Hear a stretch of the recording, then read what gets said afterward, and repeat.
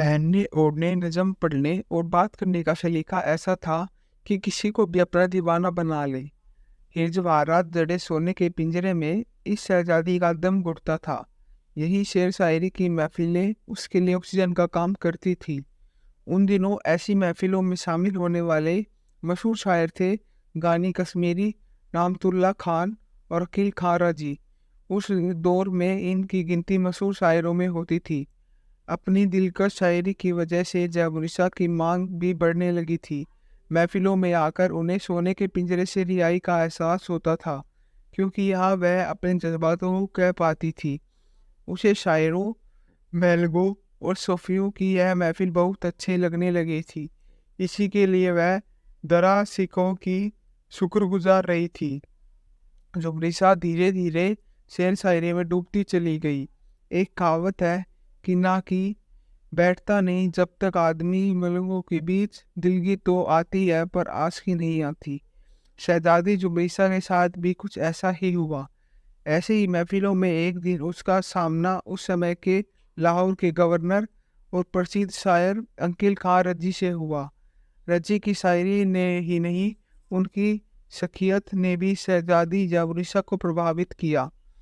अकील खां जितने अच्छे शायर थे, उसे कई ज़्यादा उनकी मर्दानी खूबसूरत थी।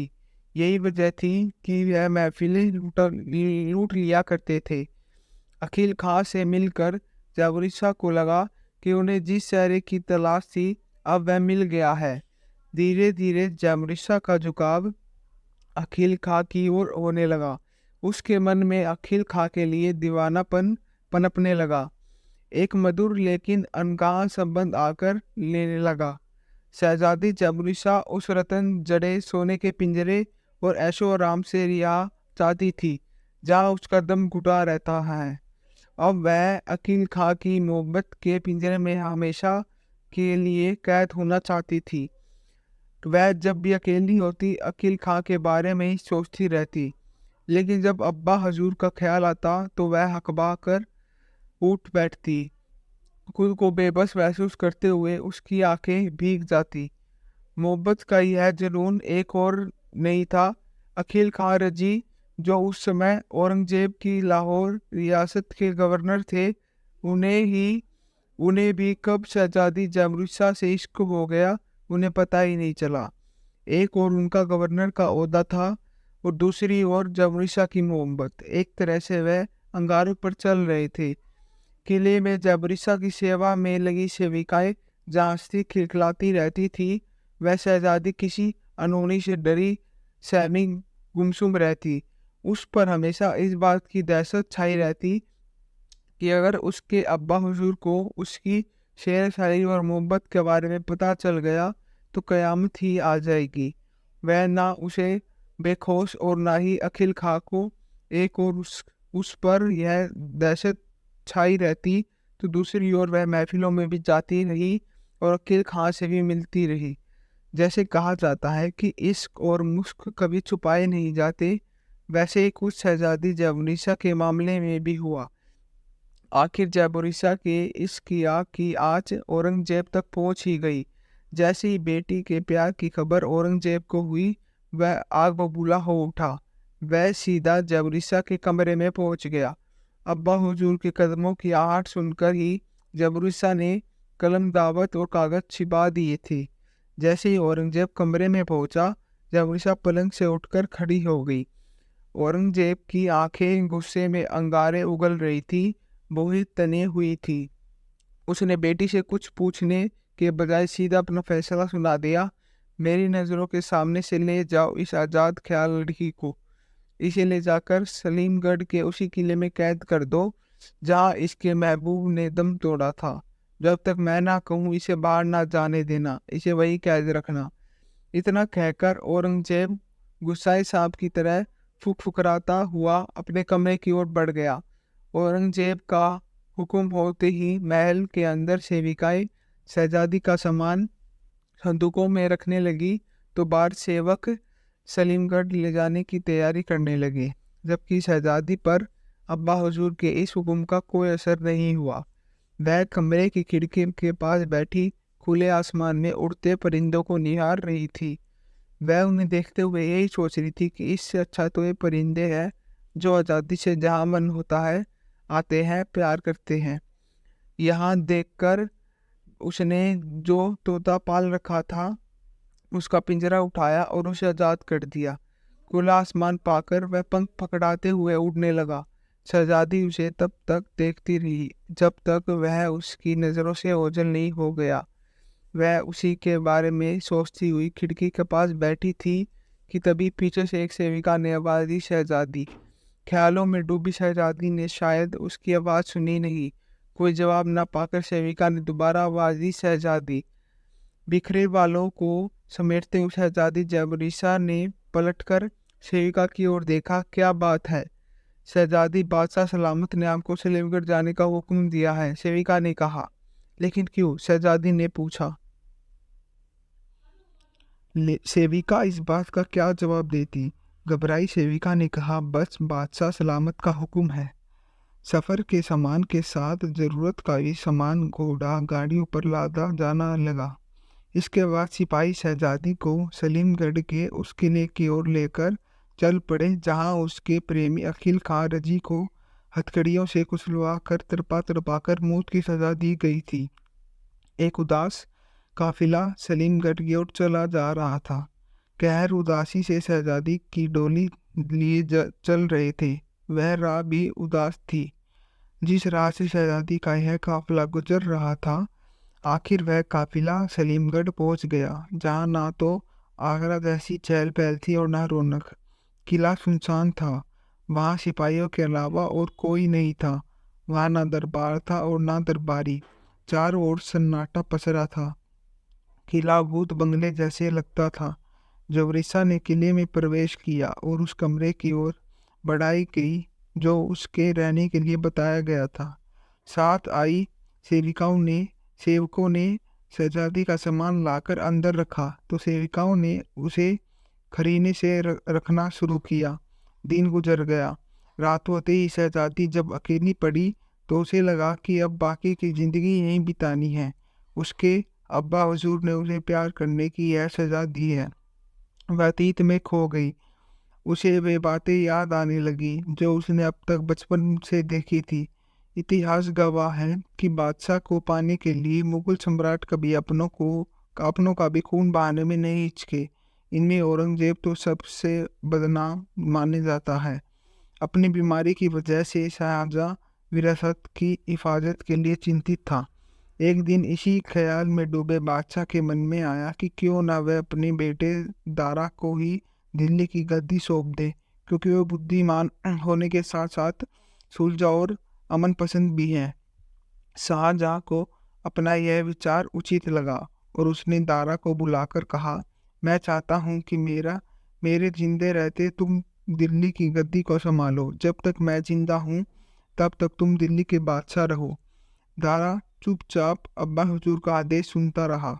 उसके अब्बा हुजूर ने उससे जो कहा इस बारे में उसने कभी सपने में भी नहीं सोचा था। इतना कहकर शाहजहां ने आगे कहा, अब तुम दिल्ली को देखो, मैं आगरा जाना चाहता हूँ, इसके लिए तैयारी करो। शाहजहां ने तो दारा को दिल्ली संभालने का आदेश दे दिया, लेकिन उसके मन में अनेक सवाल उठ रहे थे। आगरा जाने की तैयारी कर रहे शाहजहां से दारा ने उलझन में कहा, अब्बा हुजूर, मैं इस तरह के फैसले को कैसे मान लूं जिसमें मेरे पूरे परिवार की सहमति ना हो। बूढ़े हो चुके शाहजहां ने दारा की ओर देखा तो उसने आके कहा, इस तरह का कोई भी फैसला लेने से पहले आपको हमारे भाइयों से राय लेनी चाहिए थी, क्योंकि हो सकता है आपका यह फैसला हमारे भाइयों को मंजूर ना हो। क्या आपने इस बारे में सूजा, औरंगजेब और मुराद से कोई बात की है? मैंने इसकी कोई ज़रूरत नहीं समझी। शाहजहां ने स्पष्ट शब्दों में कहा, अभी तो मैं ही बादशाह हूँ। जो फैसला लेना होगा मैं ही लूँगा और उसे सभी को मानना होगा। अब्बा हुजूर, आपका यह फैसला हमारे भाइयों में फूट की वजह बन सकता है। इससे किले में बगावत हो सकती है। दारा ने शंका व्यक्त की। बेटे की बात बादशाह शाहजहां चुपचाप सुनता रहा। दारा का सोचना गलत नहीं था। जैसे बादशाह का सोचना था कि दारा समझदार और बुद्धिमान है, तो यह बात सच थी। वह समझदार और बुद्धिमान था। तभी उसने अपने अब्बा हुजूर से यह बात कही थी। बेटे की बात सुनकर बादशाह सोच में पड़ गया, क्योंकि दूसरी ओर जैसे ही यह बात लोगों के कानों तक पहुंची, सचमुच दारा का ख्याल सच होता नजर आने लगा। जल्द ही हकीकत सामने नजर आती लगी, जिसका दारा को अंदेशा था। जब इस बात की जानकारी औरंगजेब को हुई तो उसे यह बिल्कुल अच्छा नहीं लगा। शूजा और मुराद भी इसी बात से नाराज थे, लेकिन अब तक जो होना था वो हो गया था। शाहजहां बाकायदा दिल्ली में ऐलान कर चुका था। शूजा और मुराद तो कुछ नहीं बोले, पर औरंगजेब चुप नहीं रह सका। उसने बादशाह शाहजहां से गुस्से में आकर कहा, दारा बादशाह बनने लायक नहीं है। वह काफिर है। वह हिंदू धर्मग्रंथों की कुरान से बराबरी करता है। उसका कहना है कि कुरान और गीता एक जैसी हैं। वह गीता का अनुवाद कर रहा है। जनता उसे कभी माफ नहीं करेगी। मुसलमान तो उसे काफिर कहते हैं। औरंगजेब ने अपनी बात इस तरह कही थी जैसे वह उसे उसी समय हटा देगा। बहन जहांरा ने उसे बहुत समझाया, पर वह कुछ समझने को तैयार नहीं था। वह अपनी जिद पर अड़ा था, क्योंकि उसके मन में जो शक था वह दूर नहीं हो रहा था, जिसका एक ही अंत था, खून खराबा। आखिर उसका शक सच साबित हुआ। गद्दी के लिए लड़ाइयाँ शुरू हो गई। कल तक जो साथ देने वाले थे, आज वे दुश्मन के साथ खड़े थे। आखिर औरंगजेब ने अपने दो भाइयों शूजा और मुराद को ठिकाने लगवा दिया। अब वह दारा के खून का प्यासा था। वह उसे तड़पा तड़पा कर मारना चाहता था। दरअसल औरंगजेब दिल्ली की जनता को यह जताना चाहता था कि दिल्ली का बादशाह दारा जैसा काफिर नहीं, एक सच्चा और कट्टर मुसलमान है, जो अपने भाइयों और बाप का नहीं तो किसी और का क्या हो सकता है। उसने क्रूरता से दारा की हत्या करने का पूरा इंतजाम कर लिया। उसके बाद उसने शाहजहां से स्पष्ट कह दिया था कि वह उसकी ताजपोशी का दोबारा ऐलान कराई। उसने अपने सैनिकों से कह दिया कि दारा का सिर धड़ से अलग कर दो और दिल्ली में घोषणा कर दो कि अब दिल्ली का बादशाह औरंगजेब है। फिर तो एक थाली में दारा का सिर सजा कर दरबार में औरंगजेब के सामने पेश किया गया। औरंगजेब ने उसकी ओर नफरत से देखते हुए कहा, इसे हटाओ मेरी नज़रों के सामने से, इसे ले जाकर दफन कर दो। इस तरह मुगल खानदान के एक सूफी मिजाज बादशाह ने इस दुनिया को अलविदा कह दिया। भाई का कटा सिर देखकर औरंगजेब ने राहत की सांस ली। भाई को मौत की घाट उतरवा कर उसने एक किला और फतह कर लिया। लेकिन अभी उसके कलेजे की आग ठंडी नहीं हुई थी। उसकी लड़ाई चलती रही, जिसमें उसकी बड़ी बेटी जुबरिसा से सुलेमान शिकाऊ ने उसकी शादी होने वाली थी, वह भी मारा गया। सुलेमान की मौत का दुख जुबरिसा को भी बहुत हुआ था। सुलेमान उसका होने वाला पति नहीं, ताइजाद भाई और एक सरप्रसत बेटा भी था। बाप बेटे को मौत की घाट उतारने के बाद आगरा तो सोना ही हो गया था। इसकी दहशत दिल्ली तक पहुंच गई थी। वसीयत की जंग में जुबरिसा को तबाही साफ दिखाई दे रही थी। उसने देखा कि गुस्सा किसी तरह आदमी की सोचने समझने की शक्ति को खत्म कर देता है। उसके अब्बा हुजूर ने गद्दी के लिए अपनों का खून कर दिया था। कितने बेईमान है वो। यह सोचकर उसने अंधेरे में ही आंखें भींच ली। उसे किसी अनहोनी का डर बार बार सता रहा था। उसका सिर कांप उठा कि ना जाने का अब किसकी बारी है। वह अपने आशिक की जिंदगी और की खैर मांगने लगी थी। अचानक औरंगजेब दीवाने खाने में दाखिल हुए। उसने अपने खास सिपाही सलारों को हुक्म दिया कि वे लाहौर जाने की तैयारी करें। जैसा बादशाह औरंगजेब का हुक्म हुआ, सिपाही सलारों ने वैसा ही किया। बादशाह का फरमान लेकर लाहौर के लिए रवाना हो गए। लाहौर के गवर्नर अकील खान रजी को सलीमगढ़ बुलाया गया था। एक तरह का डर तो अकील खां के मन में भी था, क्योंकि औरंगजेब के मिजाज से वह अच्छी तरह वाकिफ था।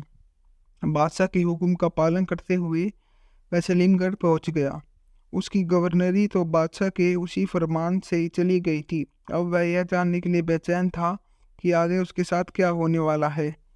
दूसरी ओर जुबरिसा को उसकी अपनी एक खास सेविका ने पता चल गया था कि लाहौर के गवर्नर अखिल खान रजी की गवर्नरी छीन कर उसे भी सलीमगढ़ के किले में बुलाया गया है।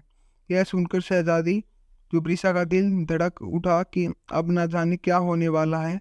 वे बेचैन हो उठी। इस बेचैनी में कभी जुबरीसा कमरे से बाहर बरामदे में आती तो कभी फिर कमरे में घुस जाती। उसकी आंखों से झरझर आंसू बह रहे थे। वक्त गुजरता रहा पर शहजादी की बेचैनी जरा भी कम नहीं हुई। लगभग घंटे भरे बाद खबर आई कि अखिल खां अब इस दुनिया में नहीं रहा। उसे बादशाह ने सलीमगढ़ के किले में हाथी से कुचलवा कर मरवा दिया है। यह खबर सुनकर जबरीसा चीख पड़ी। वह कहीं जा नहीं सकती थी क्योंकि औरंगजेब ने उस पर सख्त पहरा बैठा रखा था। वह अपने कमरे में रो रो कर हलकन हुई जा रही थी। वह हार गई थी। उसकी मोहम्मत हार गई थी। उसके अब्बाजूर की जिद जीत गई थी। औरंगजेब ने अकील खां को उसकी बेटी से मोहब्बत करने की सजा दी थी। उसे मरवाकर उसके कलेजे को ठंडक मिल गई थी। शायद बेटी को तड़प तड़प कर देखकर उसे खुशी मिली थी। अकील खां को याद करके शहजादी के मुंह से चीख निकल गई। उसकी चीख सुनकर सेविका दौड़ी आई। क्या हुआ शहजादी, कोई बुरा सपना देखा क्या? मुझे यहाँ से ले चलो शाहीन, मेरा यहाँ दम घुट रहा है। बड़ी उम्मीद से जमरीसा ने सेविका शाहीन की ओर देखा। शहजादी, अब आपको कहीं नहीं जाना। बादशाह सलामत के अगले हुक्म तक आपको यहीं रहना है, शाहीन ने कहा। वक्त गुजरता गया और इसी के साथ शहजादी जुबरीसा की बेचैनी कम होती गई। अकेले और अंधेरे में रहने की उसने आदत सी डाल ली। इसी कैद खाने को उसने अपना आशियाना मान लिया। जिस तरह किसी परिंदे को जब पिंजरे में डाला जाता है तो शुरू शुरू में वह बाहर जाने के लिए फड़कता है, जब जब नहीं निकल पाता तो धीरे धीरे पिंजरे में ही रहने की आदत डाल लेता है, वैसे ही कुछ जयबरीसा के साथ भी था। वक्त की गर्दिशों से जूझते हुए जयबरीसा ने धीरे धीरे सलीमगढ़ को अपना लिया था। इन तनाई के दिनों में उसने अपने समय बिताने के लिए खूब शेर शायरी लिखी।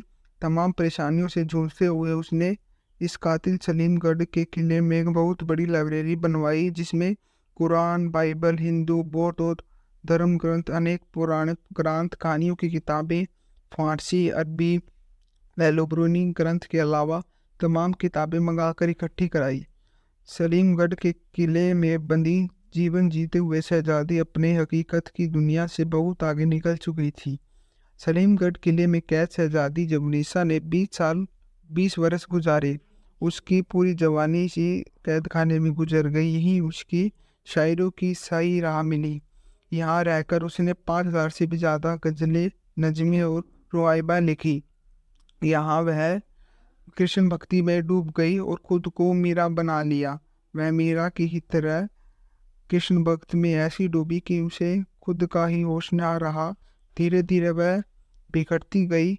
दिल का दर्द कलम के जरिए कागज पर उतारा गया, लेकिन कट्टर और क्रूर औरंगजेब की बेटी को कभी रहम नहीं आया। एक रोशन ख्याल शहजादी का जीवन कैद खाने में गुजर गया।